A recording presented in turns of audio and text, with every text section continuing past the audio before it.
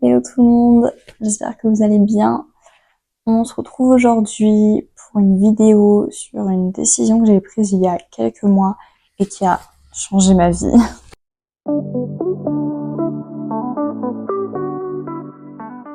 Comme vous avez pu le voir sur le titre de la vidéo, j'ai fait une réduction mammaire. Oui, enfin. Alors déjà, je tiens à préciser que c'est une décision propre à moi, une décision personnelle. Et c'est une décision réfléchie, c'est pas quelque chose qui a été décidé comme ça du jour au lendemain, c'est pas juste un caprice. Depuis mes 17 ans, j'ai commencé à complexer sur cette partie de mon corps. Au début, c'était un complexe physique, esthétique, donc par rapport au fait de comment je me voyais moi. Je me comparais aux autres filles, aux autres adolescentes que je voyais. Et puis avec le temps, c'est vite devenu un poids. Au sens figuré comme au sens propre, pour le sport, pour m'habiller, tout, j'avais des problèmes de dos, enfin c'était vraiment juste devenu un cauchemar en fait, donc c'était juste plus possible. Je vous épargne les remarques sur mon corps, les regards, des regards hyper malsains, vraiment horribles, surtout quand t'as 16-17 ans et que t'es déjà complexé dessus. Et pour m'habiller, c'était vraiment devenu un calvaire aussi, parce que j'ai une poitrine qui était pas proportionnelle à mon corps. Et ça fait que pour trouver des hauts, c'était juste pas possible. Que soit du coup je prenais des hauts avec une taille au-dessus et au final ils étaient trop larges, ou des hauts à ma taille mais du coup ils étaient beaucoup trop moulants, voire trop serrés. Donc c'était vraiment juste hyper compliqué pour s'habiller. Alors, à 17 ans, j'ai commencé à me renseigner sur ce que je pouvais faire et j'ai entendu parler du coup de cette opération qui est la réduction mammaire. J'ai commencé à me renseigner sur le coup, sur ce que c'était en quelque sorte, ce qu'il fallait faire pour, les résultats, tout ça. Et comment vous dire que mon choix était très très vite fait, j'avais juste envie de le faire et j'étais bornée dessus quoi. Je voulais la faire. C'est fou. Alors du coup j'ai commencé à en parler à mes parents et c'était grave chaud. C'était grave d'accord et non, c'est pas vrai. Non, ils étaient pas d'accord du tout. Ils voulaient pas, ils comprenaient pas et je peux pas leur en vouloir. Aujourd'hui avec du recul, oui, je me dis que c'est compliqué de comprendre que sa fille veut faire une réduction mammaire à 17 ans. Pourquoi est-ce qu'elle veut le faire, pourquoi comme ça du jour au lendemain, enfin voilà, donc ils étaient pas pour et maintenant du recul je les comprends. Au bout d'un moment, à force d'en parler, de me plaindre, parce que oui, j'avais pas lâché l'affaire, hein, faut pas rêver, ma mère a commencé à s'y intéresser. Elle a vite compris en fait que voilà, c'était pas juste un caprice, c'était pas juste je me trouvais pas jolie, c'était vraiment passé bien au-dessus. Et de toute façon, elle s'en est vite rendu compte quand on allait faire du shopping ou autre. L'histoire que c'était pour aller s'acheter rien que des soutiens-gorge ou des maillots de bain, enfin, c'était toute une aventure. Donc elle s'est penchée un peu là-dessus. Et du coup, elle s'est mise de mon côté parce qu'elle comprenait. Donc on en a discuté avec ma mère comme avec mon père. Et au fur et à mesure de la discussion, mes parents étaient plus contre. Complètement contre, mais ils voulaient au moins attendre que je sois majeure, attendre d'avoir 18 ans. Du coup, j'étais d'accord, dans le sens où déjà, au moins, voilà, je serai majeure, c'est ma décision, et voilà. Et en plus, voir si d'ici un an, est-ce que j'aurai toujours cette idée en tête, ou peut-être que j'aurais pu changer d'avis. Update, j'ai pas changé d'avis. Nous voilà en 2021, j'ai 18 ans, j'ai toujours une poitrine, et j'ai toujours autant envie de faire cette opération. Mais je passe le bac, je rentre en études sup, j'ai une nouvelle classe, j'ai de nouvelles amies, je commence le code et j'en passe. Donc malgré l'envie, ce qui me manque c'est le temps et j'ai tellement de choses en tête avec tout ça que ça passe un peu de côté en quelque sorte. Cependant, pendant ces 2 années de BTS, j'ai rencontré des filles qui avaient à peu près la même poitrine que moi, donc qui rencontraient les mêmes problèmes au quotidien et surtout j'ai rencontré des personnes qui me comprenaient Et ça, c'est la première fois que ça arrivait depuis que je suis complexée en fait. Et ça m'a fait un bien fou. Et ça permet aussi de se sentir moins seule, je dirais. Et du coup, de décomplexer, mais vraiment un chouïa. Hein. J'ai pas perdu mon complexe pour autant, mais ça permet de se sentir un petit peu mieux. Donc, on arrive à la fin de mon BTS, j'obtiens mon diplôme. Je rentre en Bachelor 3 en 2023. Donc, de nouveau, nouvelle école, nouveaux amis, je suis assez chargée. De plus, je fais de l'alternance à côté, donc ceux qui font de l'alternance savent que l'emploi du temps, c'est complicado. Mais il y a une chose qui va complètement, comment dire, et qui va me donner un gros déclic en fait, c'est que je vais rencontrer une personne qui sera une de mes amies qui a fait en fait cette opération. C'est vraiment à travers d'une discussion complètement anodine qu'elle m'explique en fait avoir fait cette opération. Et là dans ma tête, genre, ça clignote. Genre, Emma, faut que tu la fasses, demande-lui. Donc je récupère les coordonnées du chirurgien, les informations.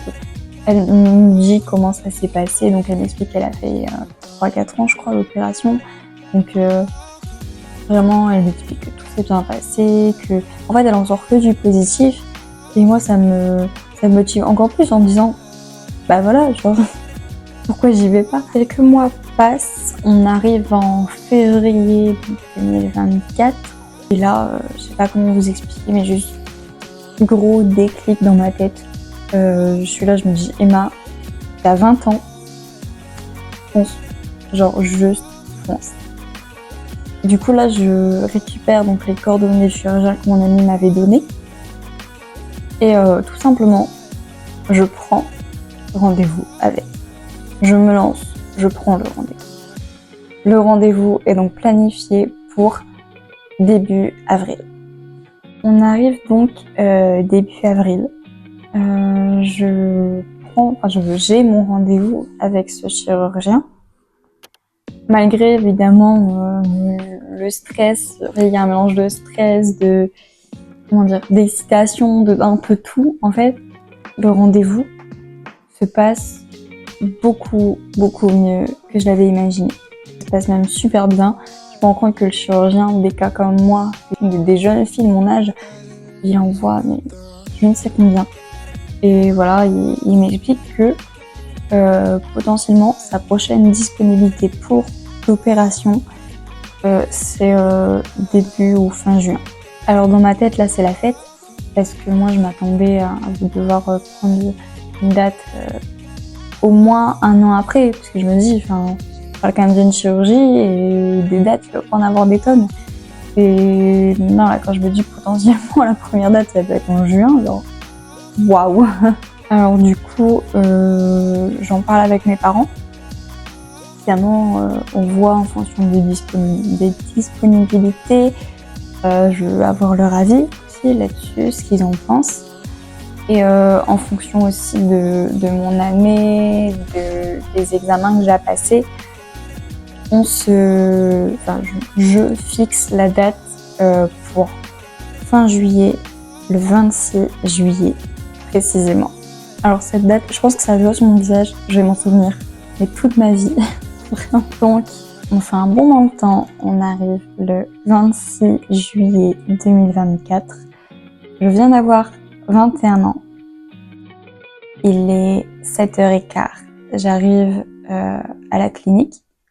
Mon père m'accompagne. Parce que oui, même s'il n'était pas forcément pour, il m'a accompagnée et m'a soutenue. Et là, il y a un mélange de stress, d'excitation, de panique. Je ressens tellement de choses à la fois. Je vois mon père qui n'a pas l'air hyper rassuré non plus à côté. Mais en fait, j'ai pas trop le temps de réfléchir parce que ça va super vite. Je suis restée là à l'accueil, peut-être même pas 5 minutes avec mon père. Une infirmière est venue me chercher pour m'accompagner jusqu'à ma chambre. Donc, je dis au revoir là à mon père. Donc, l'infirmière m'accompagne. Je me retrouve dans ma chambre où on m'apporte la blouse, on m'explique comment ça va se passer, tout ça. J'ai à peine le temps d'enfiler la blouse, de me vite fait me préparer mentalement. Il y a déjà un autre infirmier qui vient me chercher pour m'accompagner au bloc opératoire. Donc là, je me retrouve au bloc opératoire. Ouais, ça fait bizarre, sachant que je me suis jamais fait opérer de ma vie. Donc là, je retrouve le chirurgien que j'avais vu qu'une seule fois jusque-là. Je retrouve aussi l'anesthésiste que j'avais déjà vu 2 semaines auparavant pour un rendez-vous. Et 2-3 infirmières qui sont là pour aider à tout mettre en place. Bon, le moment à la clinique, je vous la fais courte, il n'y a rien de spécial à raconter. On m'a vite endormie. Je me suis réveillée en salle de réveil. Apparemment, l'opération a duré 2h30. Je me réveille en salle de réveil, on me remonte à ma chambre et j'ai dû passer la plupart de mon temps à dormir. Genre vraiment. Je suis repartie le lendemain matin vers 10h avec mes parents. Et là, en fait, je me revois dans la voiture, donc sur le retour pour rentrer à la maison. Et en fait, dans ma tête, c'est trop bizarre parce que je sais que c'est un tout nouveau départ, que j'ai enfin fait cette chose que j'attendais depuis des années. Mais d'un autre côté, j'arrive pas à réaliser que je l'ai fait. Après l'opération, ça a été 2 semaines d'arrêt de travail, donc 2 semaines sans bouger de chez moi, 2 mois sans sport. Je sortais juste pour aller voir mon chirurgien pour le suivi. Mes parents avaient déplié le canapé pour me mettre en forme de lit dans le salon pour que je puisse passer mes journées allongées là, éviter de bouger en quelque sorte. C'était je pouvais marcher, je pouvais très bien bouger facilement, mais au bout d'un moment, les cicatrices tirées, ça faisait mal et donc c'était mieux pour moi de rester allongée. Pour ce qui est au niveau de la douleur, de ce qu'on m'avait dit, de ce que j'avais pu lire, je pensais que j'allais souffrir le martyre et au final, ça allait, clairement. Après, ce que je vous raconte, c'est moi, mon cas à moi. D'un corps à l'autre, forcément, c'est différent et ce que je dis pour moi, ça ne sera sûrement peut-être pas la même chose pour une autre vie. La 2e semaine, ça allait déjà beaucoup mieux. Je pouvais me lever plus facilement. J'avais des soins à faire tous les 2 jours par une infirmière pour nettoyer, changer les pansements. Des pansements quand même assez conséquents. J'ai aussi dû porter des bas de contention pendant 2 semaines, sachant en plus que pendant ces 2 semaines-là, il faisait super chaud. Et j'ai aussi dû porter une brassière de contention pendant 6 semaines. Oui, 6 semaines. Ça m'a paru une éternité et j'étais bien contente de l'enlever quand j'ai pu. Il y a une chose qui est sûre, c'est que j'ai tout de suite su que j'allais pas regretter. Déjà, au niveau du dos, je sentais plus rien. Moi qui ai toujours eu mal dans le dos, avec soutien-gorge, déjà alors vous pouvez imaginer sans. Mais c'était juste horrible. Et là, dès l'opération, je sentais que j'avais déjà plus rien au niveau du dos. J'avais 2 grosses craintes sur cette opération. La première, c'était qu'ils enlèvent pas assez. Mais bon, si tu fais une opération, c'est quand même pour être tranquille. La deuxième, c'était qu'ils enlèvent trop. Ça m'aurait fait bizarre que d'un coup, on m'enlève je ne sais combien.